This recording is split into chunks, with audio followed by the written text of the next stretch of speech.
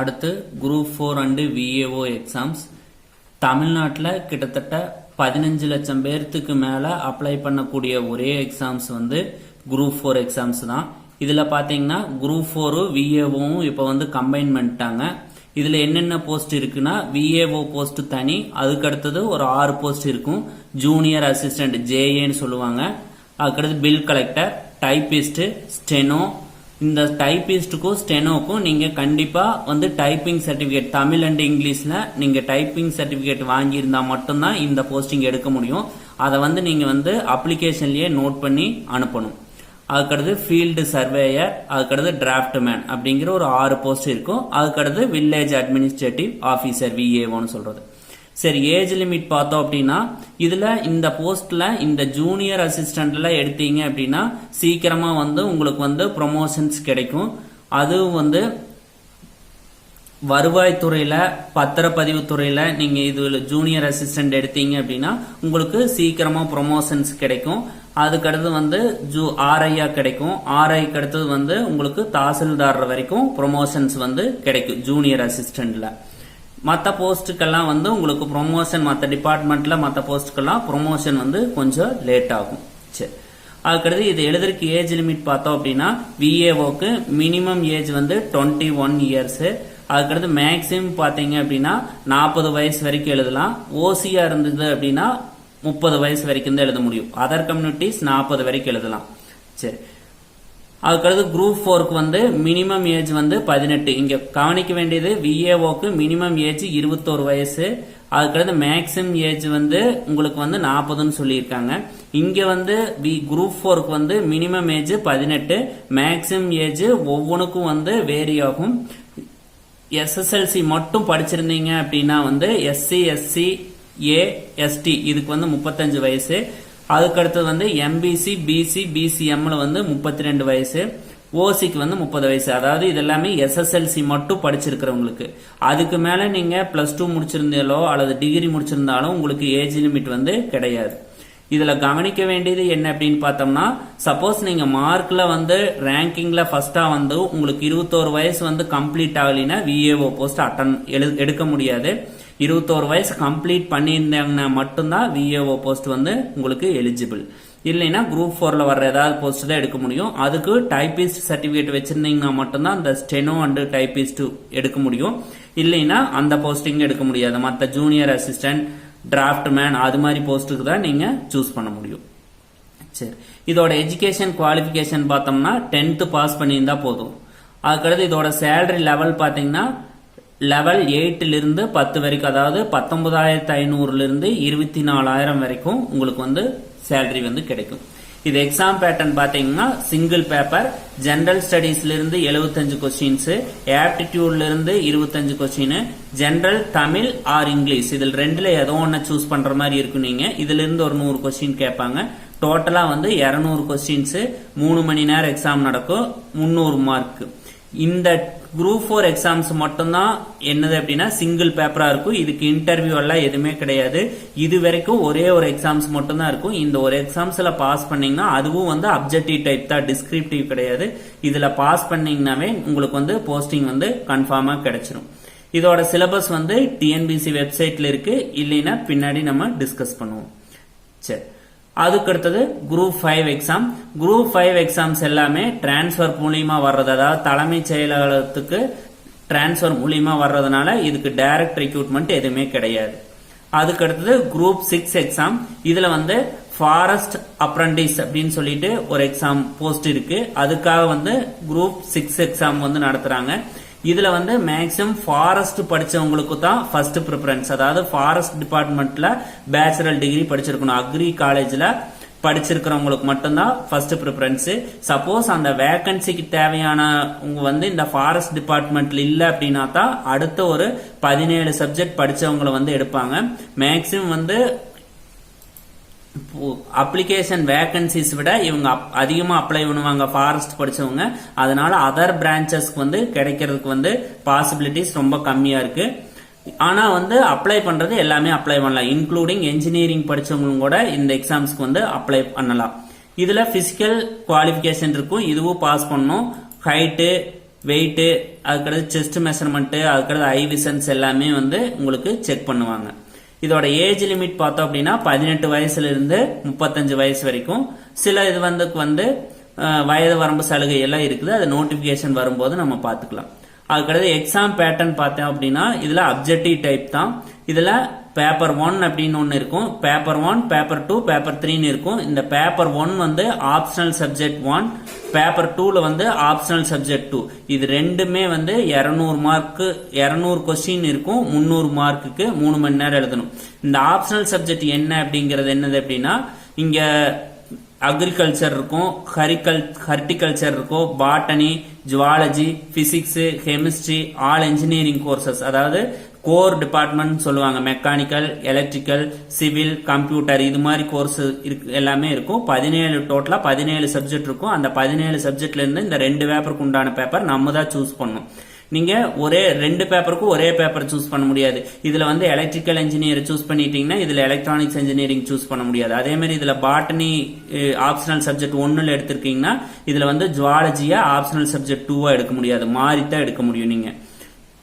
அதுக்கடுத்து பேப்பர் 3 பாத்தீங்கன்னா ஜெனரல் ஸ்டடீஸ்ல இருந்து 150 கொஸ்டின், ஆப்டிடியூட்ல இருந்து ஒரு 50 கொஸ்டின், இது வந்து 200 கொஸ்டின். இது வந்து கம்பல்சரி பேப்பர், SSLC ஸ்டாண்டர்டுக்கு தான் இருக்கும். அதாவது ஆப்டிடியூட் வந்து இதுல வந்து டோட்டலா வந்து 300 மார்க்கு 3 மணி நேரம் டெஸ்ட் எழுதுற மாதிரி இருக்கும். சரி, அப்போ டோட்டலா பாத்தீங்க அப்படின்னா ஒவ்வொரு இதற்கும் வந்து 300 மார்க்கு, டோட்டலா வந்து 3 பேப்பர் நடக்குது. அப்போ 3 பேப்பருக்கு 3 × 300 900 மார்க் ஆச்சு. இன்டர்வியூ இருக்கு கண்டிப்பா. இன்டர்வியூல ஒரு 120 மார்க்கு, டோட்டலா 1020 மார்க். இந்த 1020 மார்க் ஃபைனல் மார்க்கு. இதுக்கு தான் உங்களுக்கு போஸ்டிங் போடுவாங்க. சரி, அதுக்கு அடுத்தது குரூப் 7 எக்ஸாம்ஸ். குரூப் 7ல 2 அண்ணன் நடத்துறாங்க. குரூப் 7A ஒன்னு இருக்குது, குரூப் 7B ஒன்னு இருக்கு. இந்த குரூப் 7 எக்ஸாம், குரூப் 8 எக்ஸாம்ஸ் எல்லாமே வந்து உங்களுக்கு வேகன்சிஸ் இருக்கிறப்ப மட்டும்தான் வரும், ரெகுலரா வராது. எப்பெல்லாம் வேகன்சிஸ் வந்து அந்த டிபார்ட்மெண்ட்ல ஆகுதோ அப்ப மட்டும் நோட்டிபிகேஷன் விடுவாங்க, அப்ப அப்ளை பண்ற மாதிரி இருக்கும். சரி, குரூப் 7, குரூப் 8 எக்ஸாம்ஸ் எல்லாமே என்னது அப்படின்னா executive officer grade 1, grade 3, grade 4 அந்த ரேஞ்சில் இருக்கும். சரி, இதுக்கு வந்து என்ன ஸ்பெஷாலிட்டி அப்படின்னா ஹிந்து மதத்தை சார்ந்தவங்க மட்டும்தான் அப்ளை பண்ண முடியும். மற்ற கிறிஸ்டினோ அல்லது முஸ்லீமோ வந்து இதுக்கு அப்ளை பண்ண முடியாது. ஏன்னா இதோட ஒர்க் பண்றதெல்லாம் பாத்தீங்கன்னா ஹிந்து கோயில்ல தான் ஒர்க் பண்ணுவீங்க. எக்ஸிகியூட்டிவ் ஆபீசரா ஹிந்து கோயில்ல, கவர்மெண்ட் கோயில்ல தான் ஒர்க் பண்ற மாதிரி இருக்கும். சரி, இந்த குரூப் 7A B என்ன டிஃபரன்ஸ் அப்படின்னா சேலரியில கிரேட் 1, கிரேட் 3 அப்படிங்கிற டிஃபரன்ஸ் வந்து காட்டுவாங்க. சரி, இதோட ஏஜ் லிமிட் என்ன அப்படின்னா 7Bக்கு பாத்தீங்க அப்படின்னா 7Bனா கிரேட் 3க்கு பாத்தீங்க அப்படின்னா 25 இயர்ஸ். அதே மாதிரி 7Aக்கு பாத்தீங்கன்னா கிரேட் 1 அதுக்கு வந்து 30 வயசு, அதாவது மினிமம் ஏஜ். இந்த மினிமம் ஏஜ் வந்து ஒரு அட்வான்டேஜ். ஏன்னா டிகிரி முடிச்ச உடனே என்ன பண்ண முடியாது அப்படின்னா நீங்க எழுத முடியாது. டிகிரி முடிக்கும் போது உங்களுக்கு 20 வயசு 21 வயசு தான் இருக்கும். நீங்க 25 வயசுல இருந்து தான் எழுத ஆரம்பிக்கணும். அப்போ அந்த இடத்துக்கு ஒரு காம்படிஷன் வந்து கம்மியாகுது. ஃபர்ஸ்ட் வந்து ஹிந்துஸ் மட்டும் தான் அப்ளை பண்ண முடியும். ரெண்டாவது வந்து ஏஜ் லிமிட் அதிகமா இருக்கிறதுனால, மினிமம் ஏஜ் அதிகமா இருக்கிறதுனால உடனே யங்ஸ்டர்ஸ் எல்லாமே அப்ளை பண்ண முடியாது. 25 வயசு கம்ப்ளீட் பண்ணவங்க தான் அப்ளை பண்ண முடியும். அதனால இதுல காம்படிஷன்ஸ் வந்து கம்மியா தான் இருக்கும். அதே மாதிரி நிறைய பேர் இதுக்கு வந்து போஸ்டிங் கம்மியா இருக்கிறதுனால அப்ளை பண்ண மாட்டாங்க, நம்மளுக்கு கிடைக்க போதா அப்படின்னு. ஆனா போஸ்டிங் கம்மியா இருந்ததுனாலும் இதுக்கு அப்ளை பண்ணி நீங்க படிச்சீங்கன்னா ஈஸியா பாஸ் பண்ணிடலாம். இதுல என்ன அப்படின்னா கவனிக்க வேண்டியது, ஒரே ஒரு பேப்பர் மட்டும் எக்ஸ்ட்ரா படிக்க வேண்டியிருக்கும். இந்து மதமும் சைவமும் வைணவமும் அப்படிங்கிற ஒரு பேப்பர்ஸ் வந்து எக்ஸ்ட்ரா படிக்க வேண்டியிருக்கும். சரி, மேக்ஸிமம் ஏஜ் லிமிட் பார்த்தோம் அப்படின்னா இதுக்கு வந்து ஏஜ் லிமிட் கிடையாது. ஓசிக்கு மட்டும்தான் 35 வயசு வரைக்கும், மற்ற கம்யூனிட்டிஸ்க்கெல்லாம் மேக்ஸிமம் ஏஜ் லிமிட் கிடையாது. சரி, எஜுகேஷன் குவாலிபிகேஷன் என்ன, எனி டிகிரி படிச்சிருந்தா போதும். இதுல இன்ஜினியரிங்கும் வரமாட்டாங்க. அதனால ஆர்ட்ஸ், சயின்ஸ், காமர்ஸ் படிச்சவங்க மட்டும்தான் அப்ளை பண்ண முடியும். டிஸ்டன்ஸ்ல படிச்சிருந்தாலும் ஓகே, ரெகுலர்ல படிச்சிருந்தாலும் எலிஜிபிள். ஓகே, எக்ஸாம் பேட்டர்ன் பார்த்தோம்னா, அதாவது குரூப் 7Bக்கு பார்த்தோம்னா பேப்பர் 1 அப்படின்னு இருக்கும், அதுக்கடுத்து பேப்பர் 2 இருக்கும். இங்க 2 பேப்பர் தான் இருக்கும்.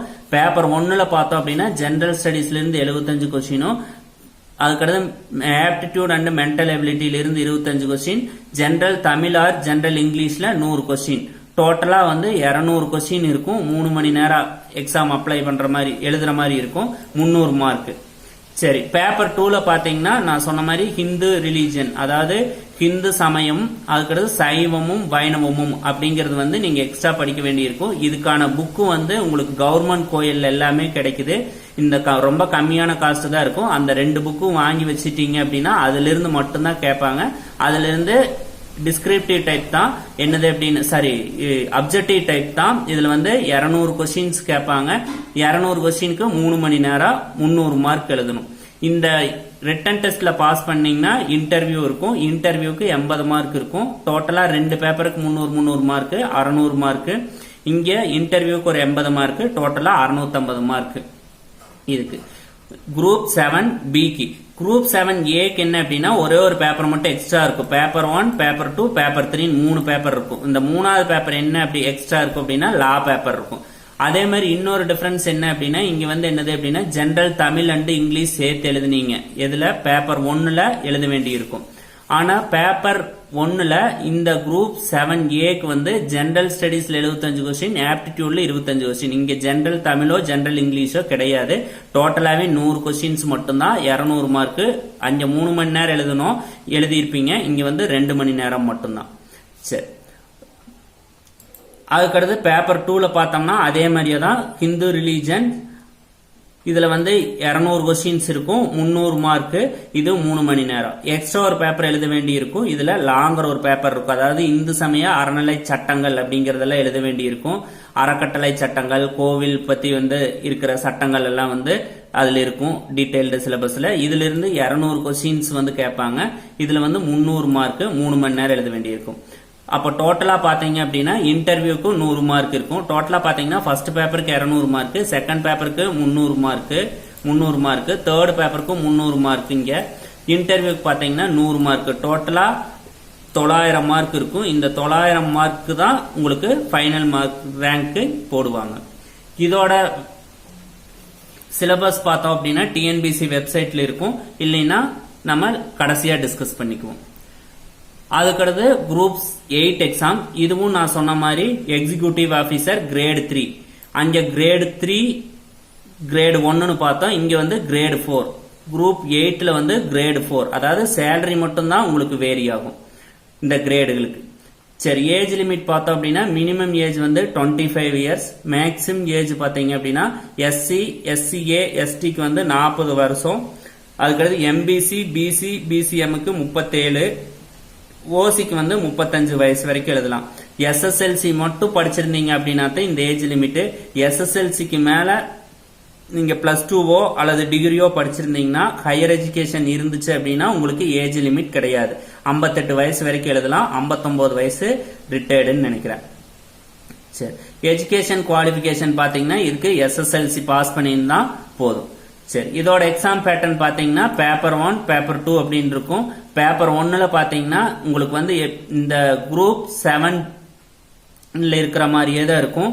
இந்த பேப்பர் 1, பேப்பர் 2ங்கிறது வந்து உங்களுக்கு குரூப் 7Bல என்ன சொன்னோம் அதுவே தான் இருக்கும். அதாவது இங்க ஒரு 75, இங்க ஒரு 25 கொஸ்டின்ஸ், இங்க ஜெனரல் தமிழ் ஆர் இங்கிலீஷ்ல ஒரு 100 கொஸ்டின். டோட்டலா 200 கொஸ்டின் 300 மார்க். அதே மாதிரி பேப்பர் 2ல 3 மணி நேரம் 300 மார்க், 200 கொஸ்டின். இதே பேப்பரே தான், இதே சிலபஸே தான் இங்கேயும் வந்து இருக்கும். சேம் சிலபஸே தான் இருக்கும். அதனால வந்து அதுக்கு படிச்சீங்கன்னா இதுக்கும் வந்து யூஸ் பண்ணிக்கலாம். இன்டர்வியூக்கு வந்து இங்க வந்து என்னது அப்படின்னா 80 மார்க் கொடுக்குறாங்க. டோட்டலா இதுல வந்து எவ்வளவு மார்க்னா 300 மார்க், இதுல 300 மார்க். இன்டர்வியூக்கு 80 மார்க். டோட்டலா 300 + 300 + 80 650 மார்க். இந்த 650 மார்க் தான் ஃபைனல் மார்க், உங்களுக்கு ரேங்கிங் போடுவாங்க இந்த 650 மார்க். சரி, இதோட சிலபஸ் பாத்தீங்க அப்படின்னா நம்ம பின்னாடி பார்க்கலாம், இல்லைன்னா டிஎன்பிசி வெப்சைட்ல இருக்கும். சரி, இது வரைக்கும் குரூப் 1ல இருந்து குரூப் 8 வரைக்கும் என்னென்ன எக்ஸாம்ஸ் டிஎன்பிசி நடத்துறாங்க அப்படிங்கறத பார்த்தோம். அது போக வேற எக்ஸாம்ஸ் எல்லாம் என்னென்ன நடத்துறாங்க அப்படின்னு பார்த்தோம்னா கம்பைன்ட் என்ஜினியரிங் சர்வீஸ், அதாவது டெக்னிக்கலுக்கு தமிழ்நாட்டில் இருக்க பப்ளிக் செக்டாருக்கு தேவையான என்ஜினியர்ஸ் எல்லாம் எடுக்கிறதுக்கு வந்து கம்பைன்ட் என்ஜினியரிங் சர்வீஸ்னு ஒரு எக்ஸாம்ஸ் நடத்துறாங்க. இந்த எக்ஸாம்ஸ் எல்லாமே, இந்த அதர் எக்ஸாம்ஸ் எல்லாமே உங்களுக்கு எப்ப வேக்கன்ட் ஆகுதோ அப்ப மட்டும்தான் நடத்துவாங்க. ரெகுலரா வந்து ஒவ்வொரு வருஷம் வந்து நடத்திட்டு இருக்க மாட்டாங்க. அதுக்கடுத்து தமிழ்நாடு இண்டஸ்ட்ரியல் சர்வீஸ்ல assistant director, project officer, assistant training officer, இது மாதிரி எக்ஸாம்ஸ் எல்லாம் டிஎன்பிசி நடத்துறாங்க. அதுக்கடுத்து ஜெயிலர் எக்ஸாம், சிவில் கோர்ட்ல ஜட்ஜுக்கு எக்ஸாம், லைப்ரேரியன் கவர்மெண்ட் லைப்ரரியில வந்து லைப்ரேரியனா வந்து ஒர்க் பண்றதுக்கு அந்த எக்ஸாம்ஸ், மோட்டார் வெஹிக்கிள் இன்ஸ்பெக்டர்ஸ், இது மாதிரி வந்து நிறைய எக்ஸாம்ஸ் வந்து டிஎன்பிசி அப்பப்ப கண்டக்ட் பண்ணிட்டே இருப்பாங்க. இதோட நோட்டிபிகேஷன்ஸ் எல்லாமே தமிழ் பேப்பர்ல ஒன்னும் இங்கிலீஷ் பேப்பர்ல ஒன்னும் வந்து உங்களுக்கு டிஎன்பிசி வேகன்சிஸ் வந்து நோட்டிபிகேஷன் வந்து விடுவாங்க. சரி, இதோட சிலபஸ் பார்த்தோம் அப்படின்னா டிஎன்பிசிக்கு வந்து ஜென்ரலா வந்து டிஎன்பிசிஸ் வந்து ஒரு பெரிய அட்வான்டேஜ் பார்த்தோம்னா மேக்ஸிமம் எல்லா சிலபஸும் வந்து சேமா தான் இருக்கு. எல்லா எக்ஸாமுக்கும் சிலபஸ் வந்து சேமா தான் இருக்கும், லைட்டா தான் டிஃபரன்ஸ் ஆகும். குரூப் 1 மெயினுக்கும் குரூப் 1 பிலிம்ஸ்க்கும் படிச்சீங்க அப்படின்னா எல்லா எக்ஸாமுமே அட்டன் பண்ற மாதிரி இருக்கும். குரூப் 1ஓட பிலிம்ஸ்ல என்னென்ன கேட்பாங்க அப்படின்னா ஒரு 10 சப்ஜெக்ட் கேட்பாங்க. அதுதான் வந்து இங்க வந்து ரெட் கலர்ல நான் போட்டிருக்கேன். ஜெனரல் சயின்ஸ் அப்படின்னா குரூப் 1 பிலிம்ஸ்லயும் இந்த சயின்ஸ் கேட்கறாங்க. அதுக்கடுத்து குரூப் 1 மெயின்ஸ்ல சயின்ஸ் அண்ட் டெக்னாலஜியா கேட்கறாங்க. டைரக்ட் சயின்ஸா கேட்காம சயின்ஸ் அண்ட் டெக்னாலஜியா கேட்கறாங்க. அதுக்கடுத்து குரூப் 2 பிலிம்ஸ்ல, அதுக்கடுத்து குரூப் 3ல, குரூப் 4 அண்ட் விஏஓ எக்ஸாம்ல, குரூப் 6ல, குரூப் 7A, அதுக்கடுத்து குரூப் 8ல டெக்னிக்கல் எக்ஸாம்ஸ்க்கு எல்லாமே. உங்களுக்கு டெக்னிக்கல் எக்ஸாம் பொறுத்தளவு காலையில வந்து ஜெனரல் ஸ்டடிஸ் பேப்பர் வந்து காலையில எழுத வேண்டி இருக்கும். டெக்னிக்கல் பேப்பர் வந்து நீங்க ஈவினிங் எழுத வேண்டி இருக்கும் அதே நாள்ல. அதாவது எலக்ட்ரிக்கல் இன்ஜினியர்னா எலக்ட்ரிக்கல் இன்ஜினியரோட பேப்பர் வந்து நீங்க வந்து ஈவினிங் எழுதுற மாதிரி இருக்கும். அதனால ஆல் டெக்னிக்கல் எக்ஸாமுக்கும் இந்த 10 சப்ஜெக்ட்ல இருந்து தான் வந்து கேட்கறாங்க கொஸ்டின்ஸ். டோட்டலா 9 எக்ஸாம்ஸ் கேட்கறாங்க. இங்க ஜெனரல் சயின்ஸ்ல பிசிக்ஸ், கெமிஸ்ட்ரி, பாட்டனி, ஜுவாலஜி எல்லாமே இன்க்ளூட் ஆயித்தான் இந்த ஜெனரல் சயின்ஸ் அப்படிங்கிற கேட்டகரியில வரும். அதுக்கடுத்து கரண்ட் ஈவெண்ட் பாத்தீங்கன்னா நீங்க எந்த எக்ஸாமா இருந்ததுனாலும் சரி அந்த நோட்டிபிகேஷன் வர்றதுக்கு முன்னாடி ஒரு வருஷத்துக்கு உண்டான கரண்ட் அஃபேர்ஸ படிக்க வேண்டி இருக்கும். இது வந்து 8 எக்ஸாம்ஸ்ல கேட்கறாங்க. அதுக்கடுத்து ஜியோகிராபி ஆஃப் இந்தியாவும் வந்து 9 எக்ஸாமுக்கு வந்து கேட்கறாங்க. அதுக்கடுத்து history and culture of India வந்து 9 எக்ஸாம். அதாவது ஹிஸ்டரி கல்ச்சர் இந்தியாவுக்கு தனியா படிக்கணும், தமிழ்நாட்டுக்கு தனியா படிக்கணும். அதுக்கடுத்து இந்தியன் பாலிட்டி வந்து 9 எக்ஸாம் கேட்கறாங்க. அதுக்கடுத்து இந்தியன் எக்கனாமி வந்து 9 எக்ஸாம். இந்தியன் நேஷனல் மூவ்மெண்ட் வந்து 8 எக்ஸாம் கேட்கறாங்க. இங்க வந்து ஹிஸ்டரி அண்ட் கல்ச்சர் வந்து தமிழ்நாட்டுக்கு உண்டானது 8 எக்ஸாம் கேட்கறாங்க. அதுக்கடுத்து இந்த டெவலப்மெண்ட் அட்மினிஸ்ட்ரேஷன் இன் தமிழ்நாடு வந்து 2 எக்ஸாமுக்கு மட்டும்தான் வந்து சிலபஸ்ல படிக்க வேண்டி இருக்கும். குரூப் 2 பிலிம்ஸ், குரூப் 7Aக்கு மட்டும்தான் இந்த 2 எக்ஸாமுக்கு மட்டும்தான் இந்த டாபிக் கீழே கொஸ்டின் கேட்பாங்க. மற்ற எக்ஸாம்ஸ்க்கெல்லாம் இந்த டாபிக் படிக்க தேவையில்லை. அதுக்கடுத்து ஆப்டிடியூட் அண்ட் மென்டல் எபிலிட்டி, இதுவும் வந்து 9 எக்ஸாம் கேட்கறாங்க. இந்த ஆப்டிடியூட் அண்ட் மென்டல் எபிலிட்டி நல்லா ஸ்ட்ராங்கா படிச்சு வச்சிட்டீங்கன்னா நீங்க சென்ட்ரல் கவர்மெண்ட் நடத்துற எல்லா எக்ஸாமுமே எழுதலாம். UPSC exams, SSC exam, railway, banking எல்லாத்துக்குமே என்னது அப்படின்னா இந்த மென்டல் எபிலிட்டி அண்ட் ஆப்டிடியூட் வந்து கேட்டுட்டே இருக்காங்க. அதனால இதுல நல்லா படிச்சு வச்சுட்டோம் அப்படின்னா டிஎன்பிசிக்கும் நம்ம வந்து யூஸ் பண்ணிக்கலாம். சரி, இந்த குரூப் 4 எக்ஸாம்ஸ் தான் எல்லாரும் வந்து அதிகமா எழுதுறதுனால அதுல எப்படி இருக்கும் அப்படின்னு பாத்திரலாம். பேப்பர் பாத்தீங்க அப்படின்னா ஜெனரல் ஸ்டடீஸ்ல ஜெனரல் ஸ்டடீஸ் வித் ஜெனரல் தமிழ்னு பார்த்தோம்னா தமிழ் இலக்கணம் இருக்கும், அதுக்கடுத்து தமிழ் இலக்கியம் இருக்கும், அதுக்கடுத்து தமிழறிஞர்களும் தமிழ் தொண்டும் அப்படிங்கிற டாபிக் கீழே வந்து உங்களுக்கு டீடைல்டு சிலபஸ் டிஎன்பிசி வெப்சைட்ல கொடுத்திருப்பாங்க. அதே மாதிரி general studies with general English எடுத்தீங்கன்னா ஜெனரல் ஸ்டடீஸ் காமன் பேப்பர் மேல இருக்கிற 10 டாபிக்கும் படிக்க வேண்டி இருக்கும். அதுக்கு அடுத்தது ஜெனரல் இங்கிலீஷ்ல பாத்தீங்கன்னா கிராமர், லிட்ரேச்சர், அதுக்கு அடுத்தது authors and the literacy work அப்படிங்கிற டாபிக் கீழே உங்களுக்கு கொடுத்துருக்காங்க. அதெல்லாமே நீங்க டீடைல்டா நீங்க படிக்க வேண்டி இருக்கும். சரி, இப்போ டிஎன்பிசியில நடத்துற எல்லா எக்ஸாம் பத்தியுமே ஓவராலா நான் எக்ஸ்பிளைன் பண்ணியிருப்பேன். ஏதாவது வந்து உங்களுக்கு தெரிய வேண்டி இருந்தது, டவுட் இருந்தது அப்படின்னா கமெண்ட் பண்ணுங்க. இந்த வீடியோவை கண்டிப்பா மற்றவங்களுக்கு ஷேர் பண்ணுங்க. மறக்காம சேனலை சப்ஸ்கிரைப் பண்ணிருங்க.